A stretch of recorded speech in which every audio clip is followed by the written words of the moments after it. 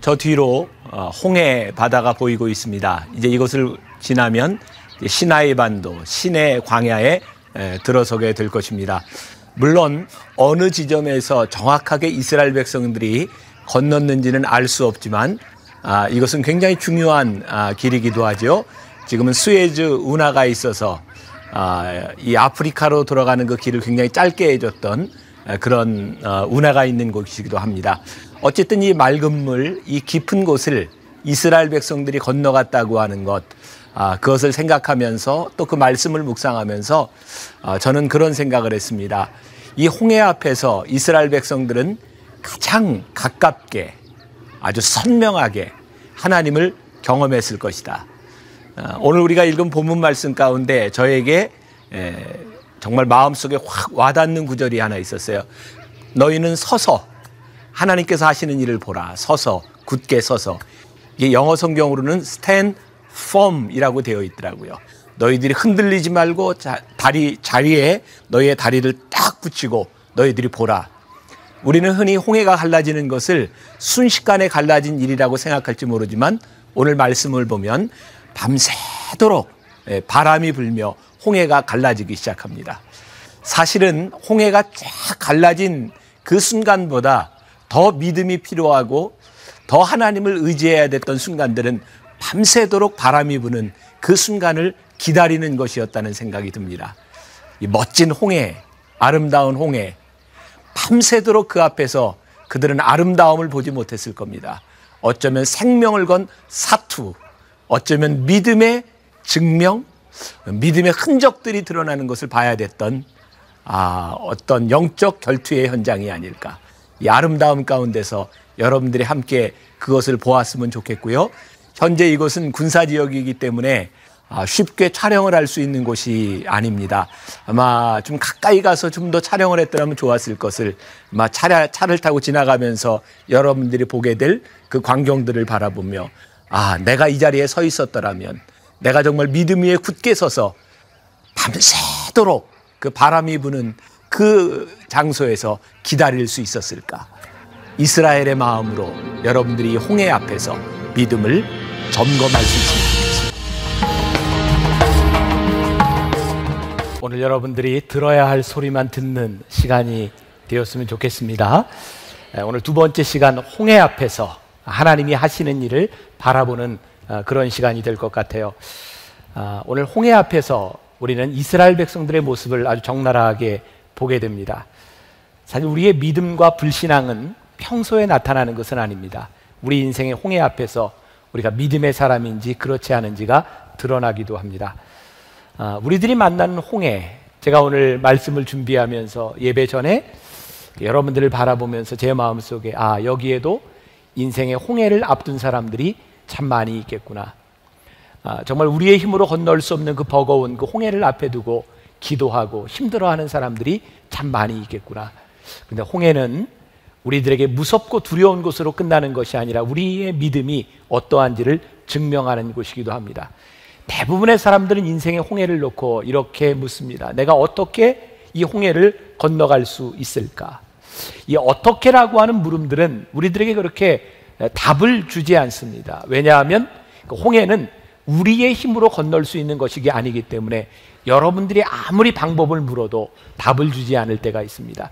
그런데 믿음의 사람은요, 어떻게라고 묻기 전에 이런 물음을 던질 것 같아요. 하나님이 왜 나에게 이 홍해를 두셨을까? 어떻게라고 말하면 우리들에게 방법이 없을지 모르지만 왜 하나님이 우리들에게 이 홍해를 두셨을까를 생각하는 순간 이 문제는 하나님에게로 넘어가는 것이 아닌가. 하나님이 나에게 이 홍해를 두시게 하셨다면, 하나님이 이유가 있다면 이것을 해결하실 분은 하나님이라는 믿음이 들지 않을까라는 생각이 듭니다. 제가 어제 국민일보를 보는데 재밌는 이야기가 나와 있더라고요. 재밌는 이야기를 하면 여러분들이 웃어야 될까요? 안 웃어도 될까요? 2부 예배 때 이 이야기를 했는데 아무도 웃지를 않더라고요. 그래서 제가 굉장히 당황스러웠어요. 그러면서 우스운 이야기를 해도 웃지 않는 것을 보면 정서적으로 문제가 참 많은 사람이구나. 준비되셨어요? 네. 어떤 귀가 이렇게 많이 잘 들리지 않는 할머니가 병원을 가게 되었어요. 뭐 이렇게 준비하는 과정에서도 해프닝이 있었는데 그건 딱 빼고 이 할머니가 의사 선생님 앞에 갔습니다. 묻습니다. 큰 소리로 할머니 어디가 아프세요? 라고 물어보니까 할머니가 귀가 잘 안 들려요 라고 대답을 해요. 어느 정도 안 들리나요? 그랬더니 할머니가 글쎄 내가 방구를 껴도 그 소리가 안 들려요 라고 얘기를 합니다. 의사 선생님이 할머니 이 약을 드시면 많이 좋아지실 거예요. 잘 들릴 거예요. 할머니가 이 약이 그렇게 귀에 좋은 약이에요? 그랬더니 의사 선생님이 할머니 이 약은 방구 소리가 커지는 약이에요. 네, 제가 왜 이 이야기를 하는가? 문제를 놓고요 해결의 방법이 틀려요. 뭐 귀를 고칠 수도 있지만 그래 방구 소리를 크게 해줘서 들리게 할 수도 있고, 사실 우리들이 문제를 놓고 보면 문제를 어떻게 보느냐에 따라 틀린 거고요, 문제를 해결하는 사람의 능력에 따라 다 틀리다는 생각을 합니다. 분명한 것은 우리들에게 인생의 홍해는 늘 있다는 겁니다. 자, 지난 1월에 우리 교회에 같이 신앙생활을 하고 있는 지지난해 미스코리아 진이 됐던 성애 자매가 있어요. 그 성애 자매는 그 장로님 딸이고 권사님이 어머니고, 그가 미스코리아에 나가게 됐던 이유는 어떻게 하면 청소년들에게 복음을 전할 수 있을까, 이 미스코리아가 좋은 수단이 될 수 있다는 생각을 하고 미스코리아에 나갔어요. 뭐 줄이 있었던 것도 아니고 뭐 그렇게 준비했던 것도 아니고, 그런데 정말 하나님께서 어떻게 보면 기적적으로 미스코리아 진이 되게 하셨어요. 그리고 그 과정을 통해서 하나님께서 또 하나의 도전을 주신 것은 기도하면서 미스 유니버스에 나가서 한번 해보라는 거였죠. 그 어머니도 아버지도 온 식구들이 참 열심히 기도하고, 저에게도 기도 부탁을 하고 저도 열심히 기도하고 많은 사람들이 기도로 후원을 했습니다. 그런데 유니버스에 나가서 안 됐어요. 최종적으로 15명이 뽑는데도 들어가지 못했어요. 그 권사님이 저에게 그런 이야기를 해요. 목사님, 우리가 하려고 했던 일도 아니고 하나님께서 주셨던 소명이기 때문에 이 무모한 일에 도전을 했는데 왜 이런 결과가 나타나는 겁니까? 그때 제가 이런 이야기를 했습니다. 성혜야, 그리고 권사님, 지금까지 된 일에 대해서 의심을 하지 마세요. 미스 코리아가 되고 미스 유니버스에 나간 것도 전부 하나님의 계획하신 일이라고 하면, 하나님의 계획하신 일 때문에 여기까지 왔다고 하면 염려하지 마세요. 하나님께서 여기까지 오게 하셨다면 하나님은 분명히 이 딸을 통해서 영광을 받으실 것이고 하나님께서 그 일을 하실 겁니다. 단지 우리가 계획했던 일과 하나님이 계획했던 일이 달랐을 뿐입니다. 우리는 우리들이 이 일을 계획하면 이런 결과가 오리라고 생각했지만 하나님이 이 일을 계획하셨을 때는 하나님의 계획이 있을 것이기 때문입니다. 우리를 정말 당황스럽게 하는 일이 무엇인가요? 이스라엘 백성들이 왜 홍해에서 그렇게 당황스러웠을까요? 그들이 생각했던 것은 홍해가 아니었습니다. 하나님께서 이스라엘 백성들을 출애굽시키셨을 때 그들이 생각할 때는 하나님께서 가나안 땅으로 잘 인도하여 주시리라고 생각했는데 왜 그들의 인생 앞에 홍해가 가로막혀 있을까? 언제 당황스럽습니까? 내가 예측하지 못했던 일들 때문에 우리는 당황스럽습니다. 오늘 여러분들의 인생의 홍해, 그것이 여러분들을 왜 당황스럽게 합니까? 여러분들의 계획과 틀리기 때문이죠. 우리는 신앙생활하면서 우리는 그렇게 예배를 드리면서도 무슨 일만 생기면 큰일 났다는 말을 참 많이 합니다. 큰일 났네? 큰일 났어요. 왜 큰일입니까? 내가 생각하지 못한 일이고 내가 해결할 수 없는 일이기 때문에 우리는 큰일 났다고 생각합니다. 근데 그 이상한 게 아닙니다. 예수님을 따라다녔던 베드로가 예수님과 함께 있으면서도 이 풍랑 가운데 예수님이 주무시고 계신데 배에서 그렇게 얘기하잖아요. 예수님, 이 풍랑이 일어서 우리가 죽게 된 것을 그냥 두시렵니까? 근데 이 베드로가요 달라졌어요. 사도행전 12장에 가서 보면 베드로가 옥에 갇혀 있습니다. 그의 친구의 형제였던 야고보가 목이 달려 죽은 그 이후에 베드로도 그 다음 날이면 죽게 되어 있는 상황입니다. 근데 사도행전 12장 7절에 보면 이런 말씀이 나와 있습니다.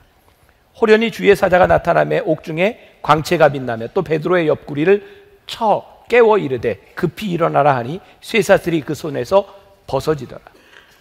베드로가 이 풍랑 가운데도 굉장히 호들갑을 떨던 사람이었는데 이날은 그의 형제 야고보가 이미 목이 잘려 죽은 상황에서 내일이면 그가 죽을지도 모르는 상황 가운데서 베드로는 편안히 잠을 자고 있었는데 얼마나 깊이 잠들었는지 천사가 와서 깨워야 될 정도로 그렇게 잠을 자고 있었습니다. 어쩌면 그의 인생에 똑같은 홍해임에도 불구하고 그의 반응, 그의 신앙이 달라져 있습니다. 오늘 우리들이 이 말씀을 통해 우리들이 도전을 받고 우리들이 생각해야 될 것은 뭐냐면 여러분들의 인생의 홍해 앞에서 여러분들은 어떠한가 그 믿음을 우리들이 점검해야 된다는 말이죠. 출애굽기 14장 오늘 본문 1절과 2절 말씀을 보세요. 우리가 주목해서 봐야 될 것이 있습니다. 여호와께서 모세에게 말씀하여 이르시되, 같이 봉독합니다. 이스라엘 자손에게 명령하여 돌이켜 바다와 믹돌 사이에 비하히롯 곧 바알스본 맞은편 바닷가에 장막을 치게 하라. 아주 중요한 말씀입니다. 1절에 보니까 여호와께서 모세에게 말씀하여 이르시되, 여기에 중요한 말이 돌이켜라고 하는 말이 등장하고 있죠. 자, 보세요. 이스라엘 백성들이 출애굽해서 가나안 땅을 향해 가고 있는데 여호와 하나님께서 모세에게 말씀하셔서 그들의 길을 돌이키셨어요. 돌이켜서 그들이 거하게 된 장소가 뭐냐면 바로 홍해 앞이었습니다. 홍해는 그들에게 우연히 있었던 것이 아니라 하나님께서 그들의 길을 돌이켜서 홍해 앞에 있게 하셨습니다. 홍해는 굉장히 두려운 곳입니다. 이스라엘 백성들이 어떻게 할 수 없는 무서운 곳입니다. 그런데 그 홍해에 있게 하신 분이 누구라고요? 하나님이셨다는 겁니다. 사실은 홍해 앞에서 우리들이 봐야 될 것은 이게 우리의 능력이 아닙니다. 우리가 할 수 없지만 하나님께서 우리로 하여금 그 홍해 앞에 인도하셨더라면 이제 하나님께서 그 일을 행하실 것이라는 말씀입니다. 돌이켜서, 잘 가고 있는 길을 돌이켜서. 자, 우리가 이 말씀을 조금 더 이해하기 위해서 우리 홍해에 조금 더 볼 필요가 있을 것 같아요. 세상이 참 좋아져서요, 구글의 그림을 보니까 지도가 너무 잘 나와 있어요. 한번 볼까요? 자, 지금 홍해가 있습니다. 저기 돼지굽처럼 되어 있죠. 홍해에 이렇게 갈라져 있는 저 길로 이스라엘 백성이 아마 건넜을 것이라고 생각을 합니다. 조금 더 자세한 가보죠. 네, 하나 더. 네, 저기 고센 지역이 있습니다. 저기 이스라엘 땅 사람들이 머물렀던 나일 삼각주 지역이죠. 굉장히 비옥한 지역입니다. 나머지는 다 사막입니다. 저 시내 반도가 홍해에 있고 이렇게 줄이 이렇게 녹색으로 가 있습니다. 저기에 쭉 뚫어져 있는 것이 수에즈 운하입니다. 1975년에 수에즈 운하가 개통이 됩니다. 지중해에서부터 저 홍해까지 이어지죠. 이제 하루에 10척 정도의 배가 저기로 다니고 있고요. 지금 현재 세계 무역량의 14% 정도가 저쪽을 향해 수에즈 운하를 통해서 왕래되고 있습니다. 저 수에즈 운하는 지금 넓이가 한 200m, 깊이가 20m 정도 되는 그런 수에즈 운하입니다. 이스라엘 백성이 저기 믹돌이라고 하는 것 저기에 약간 좀 밑에 보면 호수가 있죠. 아마 저곳에 팀사 호수 아니면 비토 호수라고 하는 지역인데 이스라엘 백성은 아마 저기를 건너갔을 겁니다. 이스라엘 당시에는 수에즈 운하가 없었고요. 저기에 작은 물길들이 있다가 없어지곤 했습니다. 우리들이 생각할 때 저 고센 지역에서 저 지중해를 타고 그냥 건너가야 될 길을 하나님께서 돌이키사 저 믹돌이라고 하는 곳에서 저 이제 호수를 홍해를 건너가게 하신 겁니다. 바로가요 이것을 바라보고 이스라엘 백성들이 돌이켜서 저 홍해 앞에 있는 것을 바라보고요 바로가 박수를 칩니다. 아니 저런 멍청한 놈들이 있는가? 3절에 가서 보세요. 3절. 자, 여러분들이 상상력을 가지고 말씀을 보세요. 이때 바로의 표정이 어땠겠는가? 자, 3절 같이 한번 봉독해 보겠습니다. 바로가 이스라엘 자손에 대하여 말하기를 그들이 그 땅에서 멀리 떠나 광야에 갇힌 바 되었다 하리라.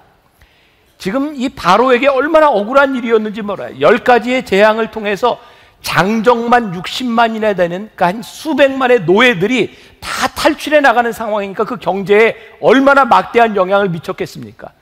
그렇게 다 놓쳐버린 그 백성들이 이제 보니까 제대로 가다가 길을 돌이켜서 홍해를 앞에 두고 그 옆에는 협곡이 있는데 거기에 두 개의 비하히롯과 바알스몬이라는 협곡 아래로 진을 친 거예요. 바로가 그걸 보니까 저런 놈들이, 바보 같은 놈들이 있나, 너희들은 이제 죽었어, 너희들은 이제 끝이야. 이 바로가 얼마나 희색이 만면해서 그들을 보았겠습니까? 바로 그런 상황. 믹돌이라고 하는 것은 애굽의 동쪽 끝 국경 지역이고 그 양쪽의 비하히롯과 바알스몬이라는 협곡 가운데 이스라엘 백성이 갇히게 된 상황이에요. 더 중요한 말씀이 여기 3절에 멀리 떠나라고 하는 말인데, 원어에 보니까 이 멀리 떠나라고 하는 말은 혼란되었다라는 뜻을 가지고 있습니다. 이제 이스라엘 백성이요, 이 홍해를 앞에 두고 양쪽 협곡에서 혼란스러운 상황이에요. 뒤에서는 애굽의 병사들이 쫓아오는 상황입니다. 여기 아주 중요한 포인트가 있습니다. 두 개의 협곡의 이름입니다. 하나는 비하히롯, 하나는 바알스본. 저 비하히롯이라고 하는 말은 구출이라는 뜻을 가지고 있고요, 바알스본은 바알이 내려다본다 라는 뜻을 가지고 있습니다. 아주 흥미롭죠. 이 홍해 앞에서 이스라엘 백성은 두 개의 협곡 사이에 있습니다. 하나는 이스라엘 백성이 홍해를 건너서 구출이 되든지, 아니면 바알이 바라보고 있는 곳, 그들이 다시 옛생얼로 돌아가든지, 그 두 가지의 가능성을 홍해 앞에서 가지게 됩니다. 사랑하는 여러분, 홍해는요 늘 우리들에게 두 가지 가능성을 이야기합니다. 우리들이 건널 수 없는 곳에서 하나님의 능력으로 우리들이 기적을 체험하든지, 아니면 우리들이 건널 수 없는 곳에서 우리를 힘들게 하는 이들에게 무릎을 꿇고 우리들이 복종을 하든지, 구원을 경험하든지, 옛생활로 돌아가 우리들이 신앙을 포기하든지, 둘 중에 하나의 가능성 속에 있어요. 오늘 여러분들에게 있는 이 홍해는 우리들에게 필연적으로 신앙의 결단을 요구합니다. 여러분들의 홍해가 무엇인가?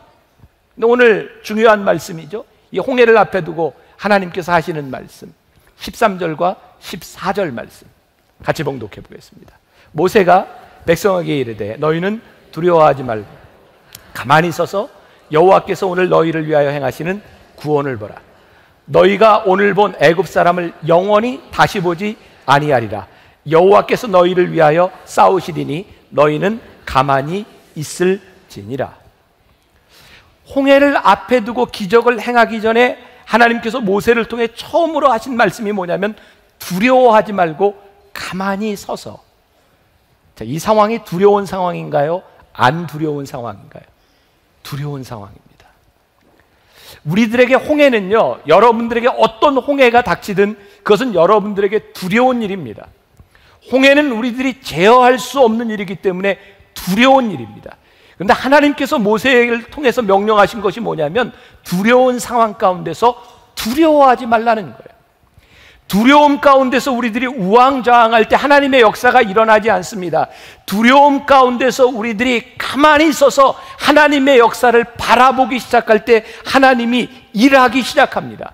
두려움은요, 우리로 하여금 떨게 만들고, 두려움은 우리로 하여금 하나님의 역사를 기대하지 못하게 합니다. 두려움이 기대로 변할 때까지, 우리들의 두려움이 기대로 변할 때 하나님의 역사가 일어납니다. 자, 어떤 사람이 정말 어떻게 성경을 보면서 그렇게 찾아냈는지, 성경을 쭉 보면 창세기부터 요한계시록까지 두려워하지 말라는 말이 몇 번 있다고요? 365번. 어떻게 그걸 다 쉬었는지 모르겠어요. 두려워하는 말이 365번 있다는 이야기를 그 목사님은 이렇게 이야기하죠. 우리들이 인생을 살아가며 얼마나 두려운 일이 많은지 하나님께서 매일매일 우리 인생에 두려워하지 말라고 365번에 두려워하지 말라는 말씀을 우리들에게 주셨다고 말해요. 두려움은요, 우리들에게 수시로 찾아오는 겁니다. 문제는 두려움이 우리들에게 찾아오지만 두려움으로 떨 것이냐, 두려움 가운데서 가만히 있어서 여호와 하나님이 행하시는 일을 볼 것이냐에 대한 문제이죠. 제가 말씀을 전하며 참 재밌는 표현을 보게 되었습니다. 공포가 노크할 때 믿음이 나가봤더니 아무도 없더라. 공포가 노크할 때 믿음이 나가봤더니 아무것도 없더라. 여러분들이 홍해 앞에 여러분들이 두려워할 때 여러분들의 당황함과 여러분들의 능력이 아니라 여러분들이 믿음의 눈을 가지고 하나님 앞에 바라볼 때에 하나님께서 우리들에게 행하시는 일을 우리들이 보게 될 것이라는 사실입니다. 여러분들이 할 수 없을 때 여러분들이 나대서 될 일이 아닙니다. 여러분들이 조용히 하나님을 바라볼 때입니다. 시편 기자가 이렇게 찬양하죠. 나의 영혼이 잠잠히 하나님만 바라며 나의 구원이 그에게서 나는도다. 나의 영혼아 잠잠히 하나님만 바라라. 나의 소망이 저에게서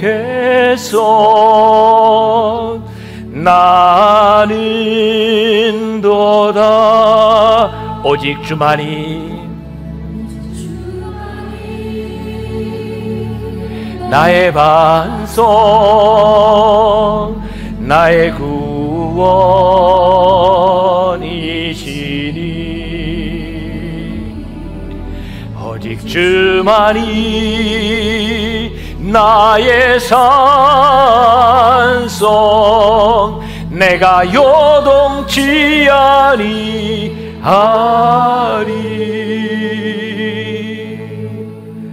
나의 영혼이 잠잠해야 했을까요? 그들이 해결할 수 있는 방법이 없었습니다. 아니, 그들이 생각할 수 있는 방법이 무엇이 있을까요? 여기까지 왔는데 어떻게 우리 포기하냐? 애굽 백성하고 싸우는 건 상대가 안 되는 일이고 싸우다 죽자. 아니, 여기까지 왔는데 싸우다 죽느니 우리 장렬하게 다 물에 빠져 죽자. 그들이 할 수 있는 일이 뭐가 있겠습니까? 근데 출애굽기 14장 12절에 보니까 이스라엘 백성들이 이렇게 말합니다. 우리가 애굽에서 당신에게 이른 말이 이것이 아니냐? 이르기를 우리를 내버려 두라. 우리가 애굽 사람을 섬길 것이라 하지 아니하더냐? 애굽 사람을 섬기는 것이 광야에서 죽는 것보다 낫겠노라. 그들 가운데 불평이 일어납니다. 하나님께서 이스라엘 백성을 구원하신 이유가 뭐라고 되어 있죠? 하나님께서 그들의 부르짖음을 들으시고 그들을 구원하셨습니다. 그들이 얼마나 힘들었는지 하나님이 구원하셨는데 이제 이 홍해 앞에서 그들이 얼마나 두려웠는지 옛 생활을 추억합니다. 우리가 애굽에 있었더라면 그냥 먹고 살고 거기서 죽었을 텐데 우리로 하여금 왜 여기에다가 우리를 이끌어냈냐는 것입니다. 문제의 심각성이 무엇인지 아십니까? 홍해 앞에서 죽음을 무서워하는 사람들은요, 옛 습성으로, 옛 생활로, 죄의 습관으로 돌아가려는 경향이 있다는 겁니다. 여러분들이 하나님의 말씀을 듣고 살아가는데, 하나님의 말씀을 듣고 움직였는데, 하나님의 명령에 순종했는데, 여러분들의 삶에는 얼마든지 홍해가 여러분들 앞에 있습니다. 문제는 그 홍해 앞에서 우리들은 잠잠히 하나님의 하시는 일을 보려고 하는 것이 아니라 옛 생활을 추억하며 우리들이 돌아가려고 한다는 것입니다. 이것이 무서운 일입니다. 하나님은 수치를 당하는 것을 제일 싫어하시는데 이스라엘 백성들은 수치를 당하겠다는 겁니다. 죽는 것보다는 수치를 당하는 것이 낫다는 이야기입니다. 여러분들의 가치가 목숨에 있을 때 여러분들은 얼마든지 신앙을 버립니다. 먹고 사는 것이 여러분들의 삶에 가장 중요하게 될 때 여러분들은 얼마든지 하나님을 버리고 옛생활로 죄로 돌아갈 수 있습니다. 그리고 그들은 비난의 대상을 찾습니다. 모세, 당신이 우리로 하여금 여기로 인도해내지 않았더라면 우리들이 그냥 살 수 있었을 텐데 당신이 우리를 여기로 인도했네라. 그리고 책임을 전가하기 시작합니다. 홍해 앞에서 그들은 그들이 하나님 앞에 부르짖었던 옛 신앙을 잃어버리고 있습니다. 중요한 것이 있습니다. 홍해 앞에서 여러분들이 무엇을 바라보느냐? 여러분들 앞에 있는 홍해 앞에서 여러분들은 보지 못했던 여러분들의 적나라한 여러분들의 비신앙적인 모습이 보여집니다. 그리고 홍해 앞에서 우리는 우리들이 생각하지 못했던 하나님의 기적을 체험하게 됩니다. 홍해는 우리들에게 늘 두 가지의 가능성을 열어놓고 있습니다. 하나님께서 이스라엘 백성에게 말씀하십니다. 너희들은 잠잠히 있어. 내가 너희를 위해 행하는 일을 보아라. 제가 어렸을 때 그런 기억이 있습니다. 제가 초등학교 다닐 때 제가 강동구 성내동에 살았었는데 그때는 한강이 무척 맑았습니다. 그래서 한강에서 수영을 많이 했었어요. 여름이 되면. 그때 우리나라 막 개발붐이 막 일어나고 해서 한강 모래를 이렇게 포크레인으로 퍼간 곳이 많았고요. 거기가 수영하기 참 좋은 곳이었어요. 제가 초등학교 1학년 때로 기억이 되는데 저희 형이 저에게 배구공 2개를 주고 그걸 안고 건너오라 그랬습니다. 중간중간에 공이 하나 쏙 빠졌어요. 미끄러져서. 근데 그 공 잡으려다 공 2개가 다 빠졌습니다. 제가 지금도 기억에 생생합니다. 물을 먹고 밑으로 막 내려가면서 정말 그 초등학교 1학년 때 내가 여기서 죽는구나. 제가 그때 죽었으면 여기 없었을 겁니다. 근데 저를 꺼내줬어요. 그때부터 저에게는 물에 대한 공포심이 있었고요. 대학교 1학년 때 제가 이걸 극복해야 됐다는 생각을 했어요. 그래서 YMCA 수영장에 제가 그냥 끊었습니다. 내가 수영을 배워야 살지. 혼자 수영을 열심히 배웠어요. 그해 여름에 교회 수련회를 갔다가 교회 여학생 하나가 수련회 그 장소에서 물에 빠졌습니다. 아무도 꺼내주는 사람이 없더라고요. 제가 물에 뛰어들었습니다. 제가 그런 사람입니다. 물에 뛰어들어가지고 그 여학생을 구하려고 딱 잡았는데요. 저를 딱 붙잡았는데 제가 꼼짝을 할 수 없더라고요. 제가 수영을 잘하는 사람도 아니고 배운 사람도 아니고 제가 할 수 있는 일이 없더라고요. 그래서 그 여자 청년을 제가 때리고요. 다시 나왔어요. 아니 여기서 끝나면 안 됩니다. 다시 나와가지고 제가 물속으로 잠수해서 들어가서 밑에서부터 다리로 끌어냈어요. 제가 2년 동안 물에 빠진 사람 3명을 구했습니다. 제가 그런 사람입니다. 아니, 박수 칠 일 아니에요. 네. 아이 민망하게 이런 거 제가 하고 싶은 얘기는 그게 아니고요. 이 물에 빠진 사람을 구하는데 제일 힘든 게 뭐냐면 달라붙는 사람입니다. 그래서 구조원들이요, 물에 빠진 사람을 구할 때는 절대 사람에게 잡히면 안 됩니다. 그렇죠? 그래서 때려서 기절을 시키기도 하고 힘 빠질 때까지 기다립니다. 우리들의 공포심 가운데 우리들이 허우적거릴 때 우리를 도와줄 방법이 없습니다. 왜? 아무것도 들리지 않기 때문입니다. 이스라엘 백성에게 이 홍해 앞에서의 일은요, 그들에게 얼마나 큰 공포심을 가져다 줬는지 하나님이 그를 구하실 방법이 없었습니다. 그래서 하나님께서 말씀하십니다. 너희들은 잠잠히 서서 내가 너희를 위해 행하는 일을 보아라. 그들이 잠잠할 때 이제 기적이 일어나기 시작합니다. 오늘 우리가 주목해야 될 말씀이 21절이죠. 같이 봉독하죠. 모세가 바다 위로 손을 내밀매 여호와께서 큰 동풍이 밤새도록 바닷물을 물러가게 하시니 물이 갈라져 바다가 마른 땅이 된지라. 여기서 여러분들이 주목해야 될, 아니 제가 주목한 것은 밤새도록이었습니다. 제가 말씀을 묵상하다가 저는 홍해가 갈라진 기적을 그냥 이렇게 생각했거든요. 모세가 손을 들었을 때 홍해가 갈라졌다 정도 생각했습니다. 근데 이 홍해가 갈라진 것이 밤새도록 바람이 불었다는 거예요.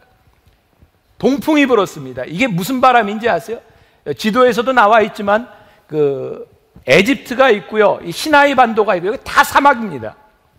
저 아라비아 사막에서부터 동풍이 불어오면 이 동풍은요, 우리들이 생각하는 좋은 바람이 아니라 소위 시로코의 열풍입니다. 이 동풍이 불어오면 다 죽습니다. 이게 무서운 바람입니다.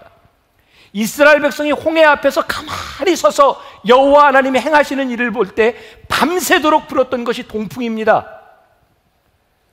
그 순간이 얼마나 공포스러웠겠습니까? 이 바람이 부는데 정말 어떻게 될 것인가?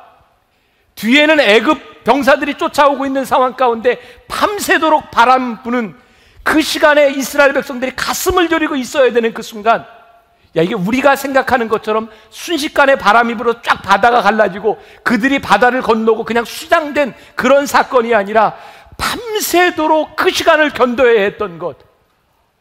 이게 이런 시간이었구나. 여러분, 우리들의 홍해 앞에서 하나님께서 바다를 가르치는 그 일은요, 뚝딱하고 일어나는 일이 아니라 때로 우리들에게 견뎌야 되는 시간들입니다. 그래서 너희는 가만히 서서라고 표현합니다. 영어 성경에 stand firm, 가만히 서서. 이게 무슨 말인가요? 서 있는데 굳게 서라는 얘기예요. 바람에 흔들리지 말고, 유혹에 흔들리지 말고, 어떤 두려움에도 흔들리지 말고 너희들이 가만히 서서 여호와 하나님께서 행하시는 일을 보아라. 그것이 무척 힘들고 버거운 일일지 몰라요. 밤새도록 그 바람을 맞이하는 것이 너무나 힘든 일일지 몰라요. 그런데 그 견디는 시간이 필요한 거예요. 이스라엘 백성이 출애굽하기 전에 10가지 재앙의 이야기들을 지나갑니다. 한 가지 재앙도 참 힘든데 바로가 재앙이 있을 때마다 보내줄 것 같은데 보내주지 않고, 보내줄 것 같은데 보내주지 않고. 가만히 보면 하나님의 역사는 그냥 일어나는 것이 아니라 견디는 시간들을 통해서 하나님의 역사는 이루어집니다. 그리고 그 기적이 일어나게 될 때 그들에게 믿음의 흔적이 됩니다. 그들에게 기념비가 됩니다. 그래서 오늘 본문 말씀 31절에 보니까 이스라엘이 여호와께서 애굽 사람들에게 행하신 그 큰 능력을 어떻게 해요? 보았으므로 백성이 여호와를 경외하며 여호와와 그의 종 모세를 믿었더라. 자, 여기 조금 문제를 발견하게 됩니다. 제가 성경을 잘못 해석하는 것일지 모르겠는데 이 놀라운 홍해의 기적을 경험한 이스라엘 백성들이 홍해를 건너서 우리가 다음 주에도 계속 배우겠지만 끊임없는 불평을 합니다. 이스라엘이 우리들이 들렸던 그 출애굽 과정에 들렸던 장소들은요, 이스라엘이 불평하고 그들이 고난을 만났던 장소들입니다. 그들은 끊임없이 하나님께 불평합니다. 어떻게 이럴 수 있었을까? 근데 저에게 깨달아지는 것이 있었습니다. 기적을 보고 믿는 사람은 또 다른 기적이 일어날 때까지 늘 불평합니다. 성경에 예수님을 따랐던 수없이 많은 사람들이 기적을 보고 예수님을 따랐는데 더 이상 예수님이 기적을 행하지 않으실 때 그들은 떠나갑니다. 기적을 보고 믿었던 그들이 십자가에 달리신 예수님을 바라보며 아마 예수님께서 십자가에서 내려오셔서 예수님을 못 박는 자들을 다 처단하셨다면 수없이 많은 군중이 몰렸을 텐데 예수님이 기적을 행하시지 않으니까 다 떠나갑니다. 여러분들이 아무리 표적을 구해도 그것은 여러분들에게 믿음이 아니라는 생각이 들었어요. 잠시는 열광할 수 있을지만 우리들의 어려움 가운데서 우리들에게 풍족함을 주시고 우리들의 병을 고치시는 하나님의 능력을 바라보며 잠시는 하나님께 영광을 돌릴 수 있을지 모르지만 그 결과를 바라보고 믿는 여러분들은 절대로 하나님을 믿는 사람이 아니라는 생각이 들었어요. 정말 하나님을 믿는 자들은 기적을 보고 믿는 자들이 아니라 하나님을 믿는 사람들입니다. 하나님이 일으키시는 기적을 바라보는 사람이 아니라 그 기적을 일으키신 하나님을 바라본 사람들입니다. 기적을 보았던 사람들이 가나안 땅에 들어간 것이 아니라 끝까지 하나님과 동행했던 자들이 가나안 땅에 들어갑니다. 이스라엘 백성들 모두가 기적을 보았습니다. 그러나 모두가 하나님과 함께 동행하지는 못했습니다. 헨리 나우엔이 쓴 춤추시는 하나님이라는 책에 보면 이런 말이 나옵니다. 나는 내 일에 늘 방해물이 끊이지 않는다고 항상 불평했습니다. 그러나 그 방해물이 바로 내 일이라는 사실을 깨달았죠. 하늘나라를 향해 가는 우리 인생의 길에도 수없이 많은 방해물들이 있습니다. 그런데 이 모든 방해물들이 내가 아니면 할 수 없는 일들입니다. 장기 환자를 보살피는 일이 있습니다. 힘드는 방해물이지만 내가 해야 할 일입니다. 장애 자녀를 뒷바라지하는 일이 있습니다. 평생 짐입니다. 그러나 내가 해야 하는 일입니다. 치매 노인을 치닥거리하는 일이 있습니다. 우리 삶의 큰 방해물입니다. 그러나 깊이 살펴보면 이 모든 것이 다 나의 일입니다. 이스라엘이 당한 방해물이 있습니다. 홍해도, 애굽 병거도, 배고픔도, 고기 먹고 싶음도, 목마름도 모두가 걸림돌이 아니라 해결해야 할 문제입니다. 이 모든 것을 하나씩 해결하면 해결되는 기쁨이 있고 가나안이 보입니다. 내가 해야 하는 일, 이스라엘 백성들이 홍해를 앞에 두고 있을 때 다른 누구도 홍해를 대신하여 건너줄 수 없습니다. 가나안 땅에 들어가기 위해서 이스라엘 백성들은 그들의 발로 홍해를 건너야 했습니다. 무척 버겁고 힘드는 일입니다. 홍해를 건넜는데도 역시 그들에게 무거운 짐들은 계속되었습니다. 근데 그것은 피해갈 수 있는 일이 아니었습니다. 그 길을 지나가야만 그들은 가나안 땅에 갈 수 있었습니다. 중요한 것은 내가 그 무거운 짐을 만날 때마다 내가 하나님과 함께 있느냐는 것입니다. 여러분들의 힘이 아니라 여러분들에게 무거운 짐 되었던 것, 그래서 하나님이 건너게 하시고 그 짐을 이기게 하시는 하나님과 함께 여러분들이 끝까지 그 길을 가느냐에 대한 문제입니다. 성경은 우리들에게 정말 중요한 걸 가르쳐 줍니다. 홍해를 피하는 방법을 가르쳐 주는 것이 아니라 홍해를 건너는 것을 우리들에게 가르쳐 주십니다. 오늘 여러분들이 가지고 있는 무거운 짐, 홍해들이 있습니다. 당황스럽죠?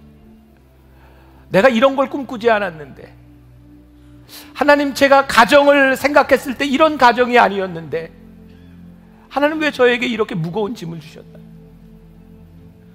나에겐 너무나 버겁고 힘든 일인 것 같습니다. 하나님, 이거 피해가라고 말씀하지 않습니다. 건너야지. 그거 네가 건너야지. 누가 건너냐? 너 힘들어도 그거 네가 감당해야 되는데 그건 네가 어떡하니? 하나님은요, 여러분들과 함께 전능자의 그늘 안에 여러분들과 함께 그 길을 건너가기를 원하세요. 표적을 바라기보단 표적을 행하시는 하나님을 바라보고 여러분들의 인생에 기적을 행하시는 하나님을 바라보며 그 길을 건너갑시다. 우리 홍해를 건너 우리 광야로 나아갑시다. 그리고 광야 가운데서 함께 하시는 하나님을 경험하며 가나안 땅으로 나아갑시다. 하나님께서 여러분들과 함께 하여 주실 줄 믿습니다. 승리하게 하여 주실 줄 믿습니다. 이 홍해 앞에서, 무거운 짐 앞에서 춤추시는 하나님, 여러분들과 함께 하시는 하나님을 여러분들이 고백하게 될 줄 믿습니다.